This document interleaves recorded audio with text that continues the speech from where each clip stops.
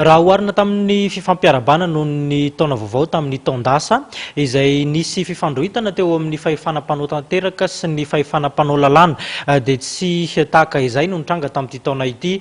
Ny fahefanam-panao lalàna dia nanamafy ny fiarahan'ny miasa amin'ny fitondram-panjakana misy amin'izao fotoana izao.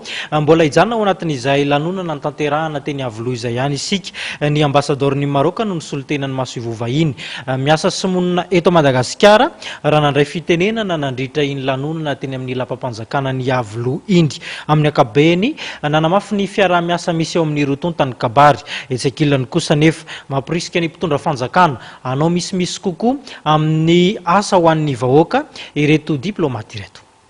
Kabary fanairana mpitondra malagasy hiasa bebe koa no nentiny ambasador'ny Maroc izay zokiolona amin'ny masoivo vahiny miasa sy monina eto amintsika. Nositany sojaben'ny masoivo miasa eto amintsika ity fa manaraka fanatanterahana ny fampanantenana sy ny fanampy apetraka ny fitondrana ny sehatra iraisam-pirenena. Nomariany ihany koa fa tsy tokony hiankina amin'ny hanivelan'ny fampandrosoana ny Madagasikara. Ilaina ho izy ny fananany mpitondra malagasy fanampy ary manantanteraka izany amin'ny alalan'ny ezaka ataon'ny tenany manokana.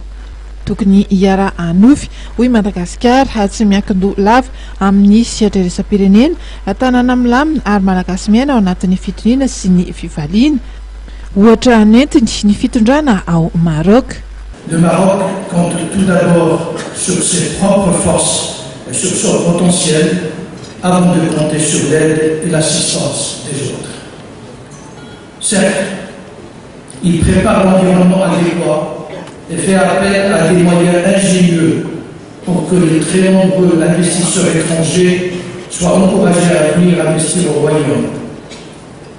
Et les Marocains sont tous très conscients d'une chose, à savoir que le développement, la croissance et l'amélioration des conditions de vie ne dépendent pas des investissements étrangers, mais plutôt de la vision qu'on a de son propre avenir et des efforts, concessions et sacrifices qu'on est prêt à assumer pour atteindre ces objectifs.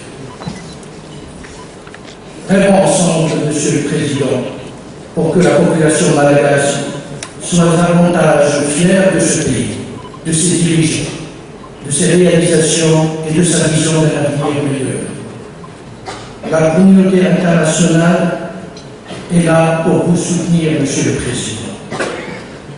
Elle vous fait confiance et suit avec beaucoup d'attention les promesses faites ainsi que les efforts entrepris pour la concrétisation de ces promesses. Amin'ireo filopanjakana teo aloha dia Marc Ravalomanana sy Norbert Laratsirahonana ihany moa no tonga teny amin'ny lapam-panjakana Avoloha tamin'ity androany ity.